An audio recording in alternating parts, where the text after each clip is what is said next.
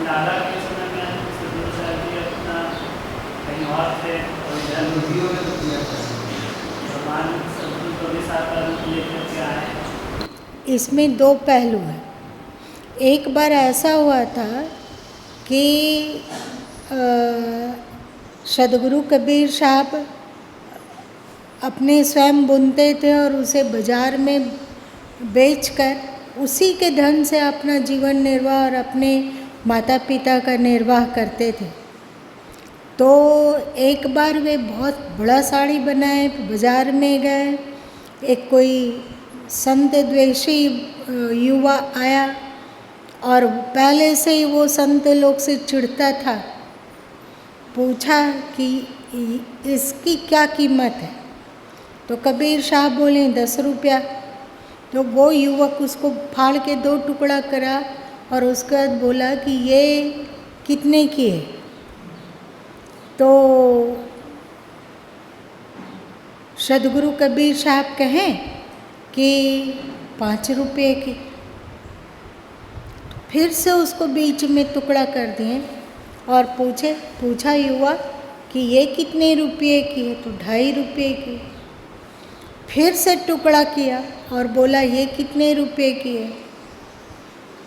तो इस तरह से छोटा छोटा टुकड़ा हो गया।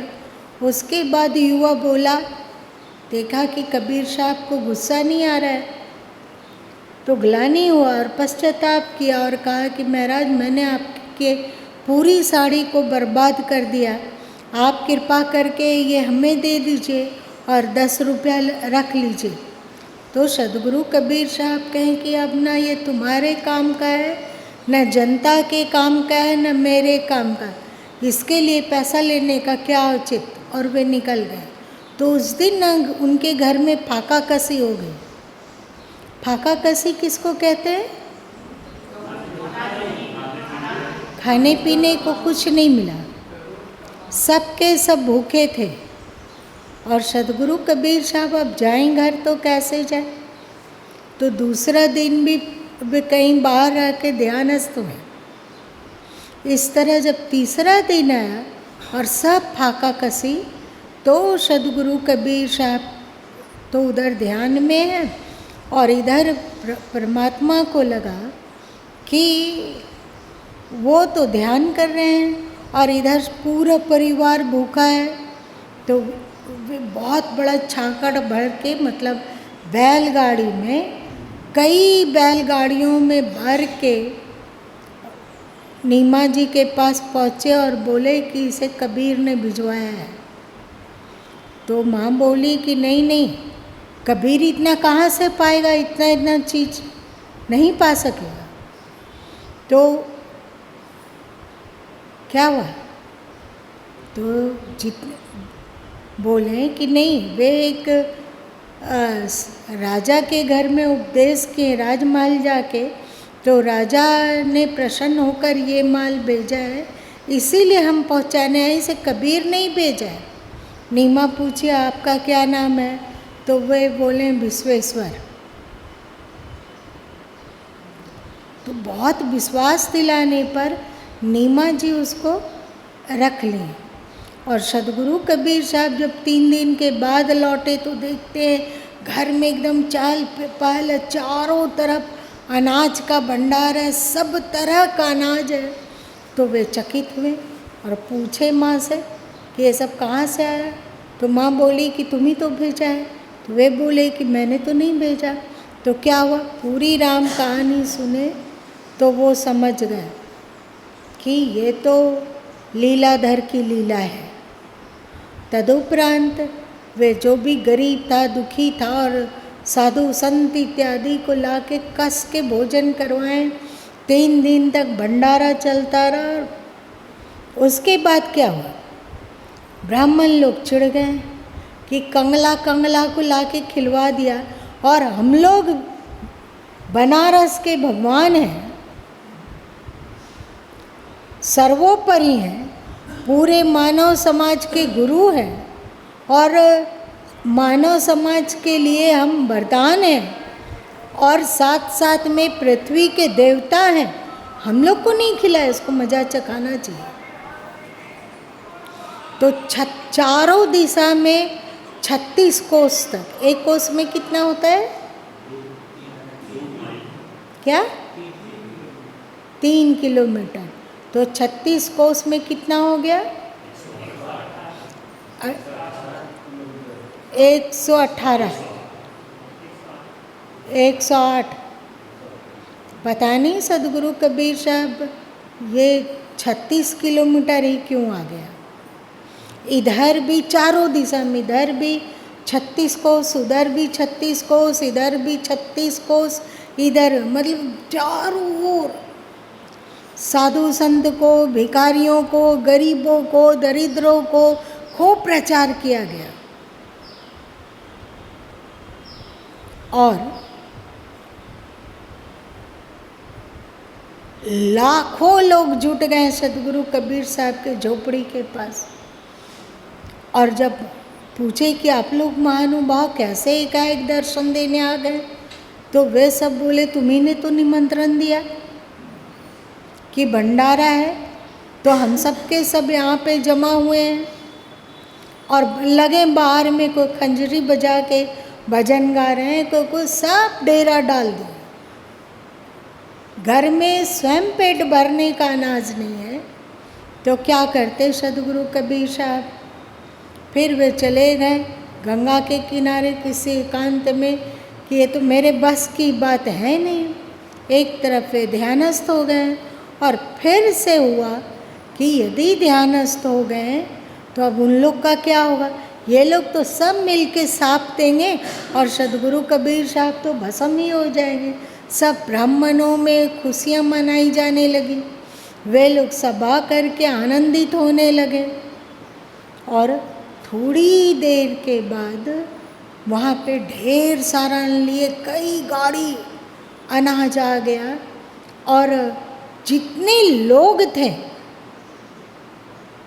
सबको 3 दिन तक भंडारा चलते रहा। और जाने सबको लगा कि सदगुरु कबीर साहब उन पर ही ज़्यादा ध्यान दे रहे हैं। ऐसा लगता था कि जिसोर देखो उधर ही कबीर है, इससे बात करें। लेकिन इसका रहस्य दूसरे लोग नहीं समझ पाए, पर सबको लगा कि सदगुरु कबीर साहब उसके साथ है। और 3 दिन भंडारा हुआ, सबको कस के सत्य कबीर, जय कबीर, परमात्मा कबीर, संत कबीर, भक्त कबीर इत्यादि का नारा लगाते रहे। और जब तीसरा दिन हुआ तो जो सदगुरु कबीर साहब थे वे अनेक जगह सबको विदाई में ढेर सारा अनाज, वस्त्र, धन देकर विदा के सब गा रहे हैं। उधर से सदगुरु कबीर साहब 3 दिन के भूखे प्यासे लौट रहे हैं। सदगुरु कबीर साहब इतना बड़ा अन्न का गठरा लिए। तो सदगुरु कबीर साहब पूछे कहाँ से आ रहे हो? तो वो कहें आप ही के यहाँ से तो आ रहे हैं, आप कैसी बात कर रहे हैं? आप ही ने तो दिया है इतना अनाज, वस्त्र, मिठाई, पैसे, धन्य हैं आप। तो सदगुरु कबीर साहब समझ गए। चारों ओर ब्राह्मण लोग का सिर झुक गया, और चारों ओर सदगुरु कबीर साहब का जय जयकार होने लगा। इस कथा को 2 दृष्टि से देखा जा सकता है। एक भक्त की दृष्टि से, सदगुरु कबीर साहब को 2 दृष्टि से देखा जा सकता है। एक भक्त की दृष्टि से और दूसरा ईश्वर की दृष्टि से। हाँ, उच्चतम कोटि के भक्त हैं कि जब जब भीड़ पड़ी संतन पे, है ना, जब जब उन पे भीड़ पड़ती है तो परमात्मा अपने भक्तों के लिए दौड़े चले आते हैं। एक ये दृष्टिकोण हुआ। और क्या एक ये दृष्टिकोण भी हो सकता है कि वे किनारे ध्यानस्थ हो गए और अपने आप को अनेक रूपों में विभक्त किए, और साथ में वो छाकड़, और उनके लिए क्या है, जो कमल पुष्प पे अवतरित हो सकता है मृत्यु के बाद जहाँ पे केवल पुष्पों का ढेर मिलता है, उन वे सशरीर वहाँ से गायब मिलते हैं, तो उनके लिए ये सब कोई बड़ी बात है क्या? कोई बड़ी बात नहीं है। तो वे ध्यानस्थ हुए और अपने आप को विभिन्न रूपों में प्रकट करके ढेर सारा अन्न ये वो लेके और चले। वहाँ पे जितने बुभुक्षु लोग, मतलब जो भंडारा के लिए आए थे, सबको उनको लगा कि चारों ओर कबीर ही कबीर है, और कस के दान दिए।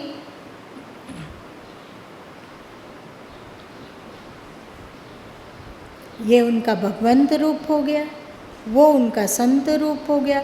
दोनों ही रूप कीमती है। और कोई किसी को जिज्ञासा सदगुरु कबीर साहब पर?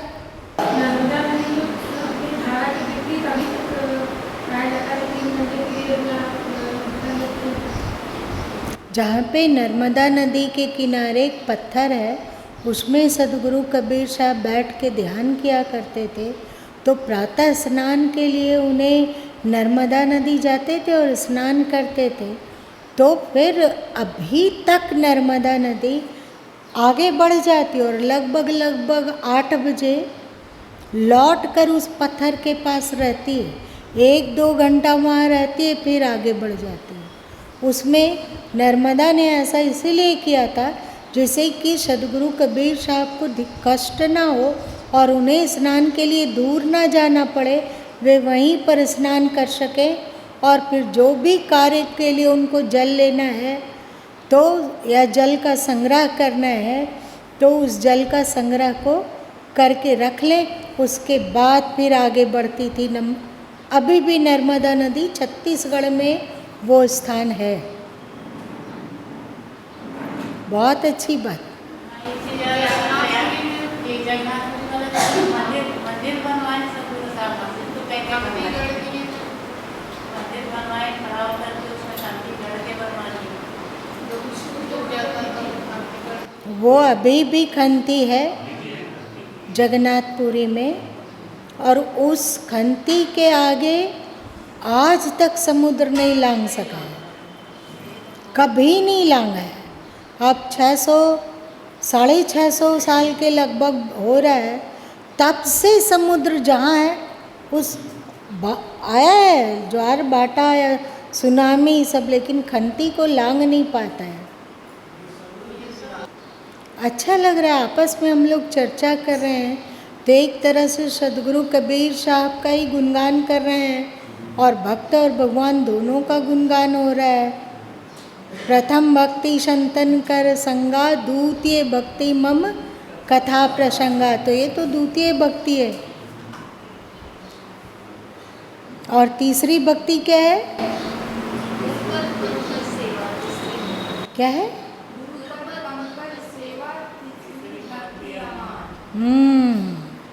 तो गुरुपद पंकज सेवा, ये तीसरी भक्ति भी है, क्योंकि हम गुरु की ही भक्ति कर रहे हैं।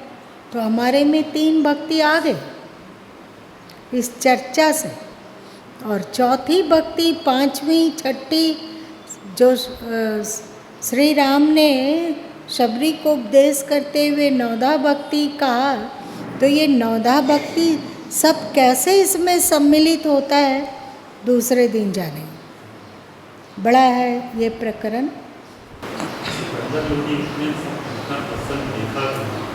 तो क्या इसके बाद उनका शिष्यत्व ग्रहण करने की जिज्ञासा नहीं? शिष्यत्व मन तो जरूर डोल गया, उनके प्रति भक्ति भी उनकी बहुत बढ़ गई, और उनका दाह जो उनके शरीर में जलन का रोग था, बहुत शरीर जलता था, वो भी शांत हो गया और वे संतुष्ट होकर लौट गए। फिर सिकंदर लोदी बहुत दिन तक भारत में नहीं रहे। उन्हें लगा कि ये अपराध हो रहा है, जिस भारत में ऐसे ऐसे संत हैं वहाँ पर लूट खसोट करना और वहाँ इस्लाम फैलाने की कोशिश करना, ये वे उनको लगा कि ये अपराध है। तो फिर वे लौटने की दिशा में अग्रसर हुए। हाँ, जहाँ से आए थे यूनान से, बहुत अच्छी बात। यदि मोदी जी 74 साल तक कर सकते हैं घर गृहस्थी में रहकर, मतलब भौतिक जिम्मेवारियों को पूरी करते हुए, तो हम लोग तो सत्संगी लोग हैं। हम लोगों को कम से कम 90 साल यदि जीवित रहते हो तो 90 साल तक सक्रिय रहें। 91 साल हो जाता हो तो फिर आप सम्मानित सदस्य की तरह विराजित हो सकते हैं। यहाँ किसका किसका 90 से ऊपर हो रहा है? कोई किसी का नहीं। मतलब आप लोग सबको सम्मिलित होना है। फौजी जी के उत्साह से कुछ सीखिए। कैसे नाटक में कूद रहे थे मेंढक की तरह।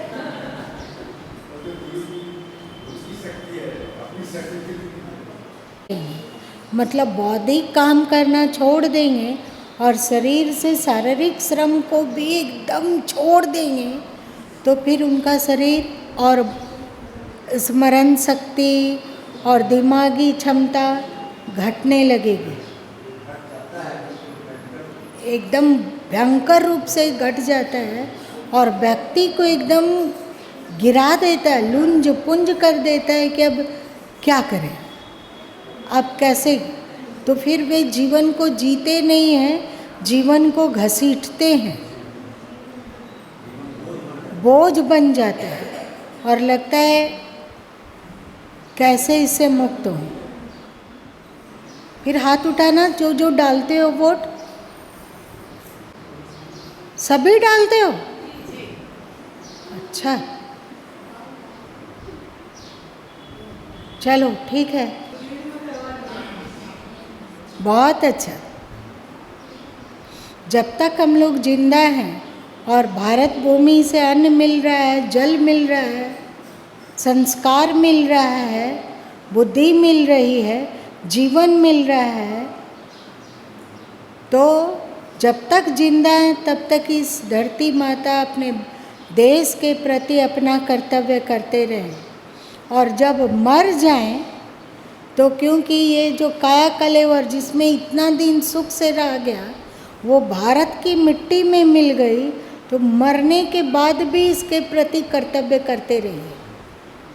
यदि थोड़ा दिन के लिए अंतरिक्ष में बिना शरीर का डोलना होता हो तो सोचिए कि भारत भूमि का और क्या क्या सेवा कर सकते हैं।